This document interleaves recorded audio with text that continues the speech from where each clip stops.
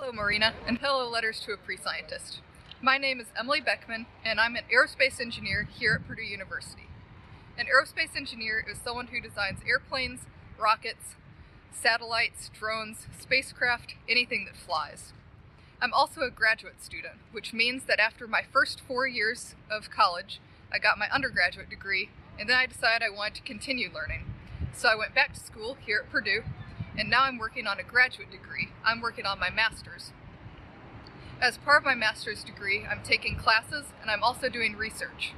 My research is really cool and I've been able to do some awesome things with it, so I wanted to share that with you guys today. First, I will give you a bit of background on what we're doing here at Purdue. Most satellites, especially the older ones, are really big. You can see some pictures of them here, and as you can tell, a lot are bigger than humans. But we've come a long way in technology since we first started making satellites. For example, electronics keep getting smaller. While this was a bit before satellites, we've come from computers the size of a room to teeny tiny electronics that you have to use special equipment to work with. Think about how small laptops can be now. Because of how electronics are shrinking in size, along with some other components, we can make satellites a lot smaller. One of the smallest is a CubeSat, which you can see here. It's a 10-centimeter cube. We can also stack up these 10-centimeter cubes to make larger cube satellites like this one, which is a stack of 3 of them together. Satellites have propellant tanks, just like cars have gas tanks. But we used to have giant tanks for satellites, like this one. So what are we going to do now that we have such a tiny satellite? And what if we only have a weird shape in the corner left over for fuel once we put in all of the electronics? We're working on what we call conformal tanks, propellant tanks which are weird shapes to fit wherever they need to go in a small satellite. We have lots of different designs that we're trying out. It's kind of like Legos. What if you were told you could only build with one shape of block? You might have some part of your design that really needs something that's a different shape to make everything look like you want it to. Now we're trying to make lots of different shapes for tanks, so we have more options when building our spacecraft. So now we know what we're building and why. But how are we going to test these out? We can't just put them on a satellite right away without testing them. The answer is this plane. It's nicknamed the Vomit Comet, which I know isn't a nice name, but I will explain why.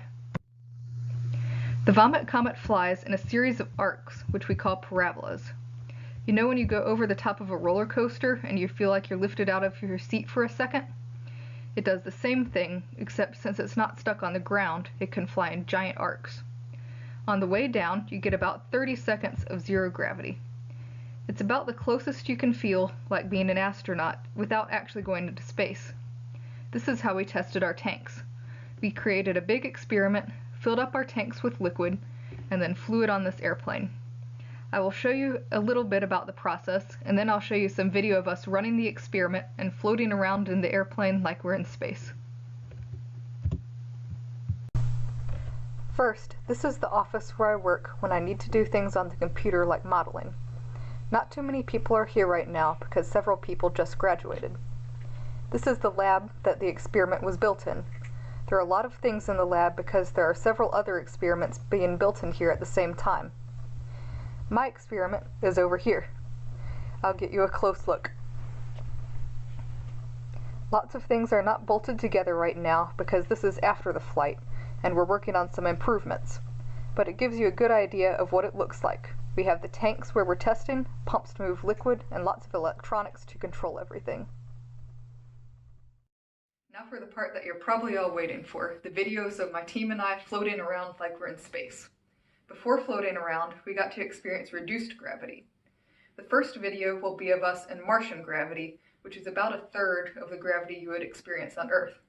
The second parabola has lunar gravity, which is about a sixth of what you would experience on Earth. In these parabolas, we didn't have any work to do, so we just got to bounce around and have fun.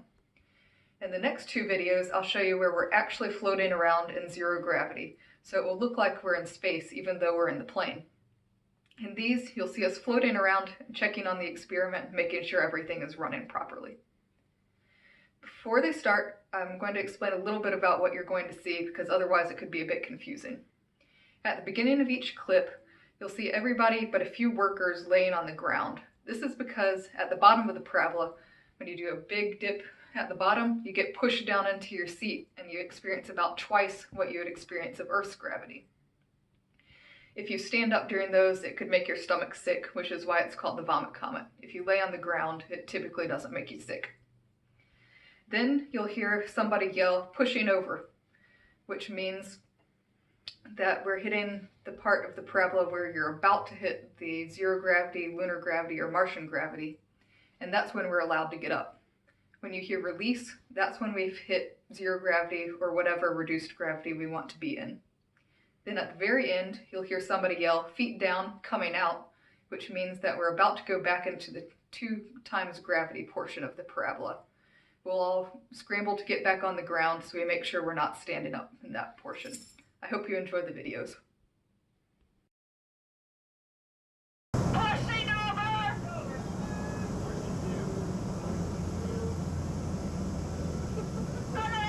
It's too easy. Yeah, honestly. Gentle movement.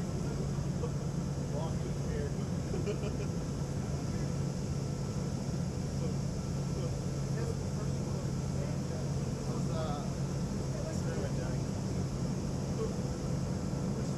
Good. Gravity's still Back down! Coming out! Pushing over!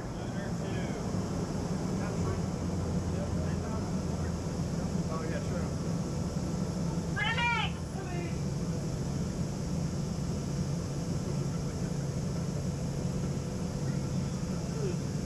Push to standing!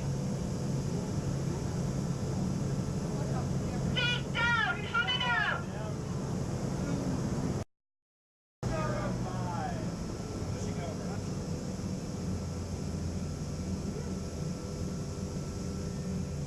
Release!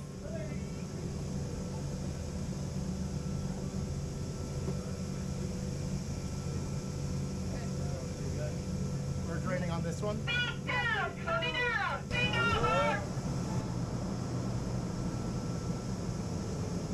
The credit card ones are the most interesting because the bubble is being really bad. Release! It's pretty wild. See how the bubble is right there? Oh yeah. Right towards the exit. Feet down! Coming out! Oh wow. I just looked down at the horizon. It's pretty wild. I hope you all enjoyed this video. I had a lot of fun with this experience, so I really wanted to share it with you guys. If you have any questions, feel free to have your teachers leave questions in the comments and I'll answer if I can. You're also welcome to give me any suggestions for any future zero gravity experiments you think would be cool. My professor and I are always looking for new ideas to propose for our new experiments. Thank you all for watching and have a great year in school.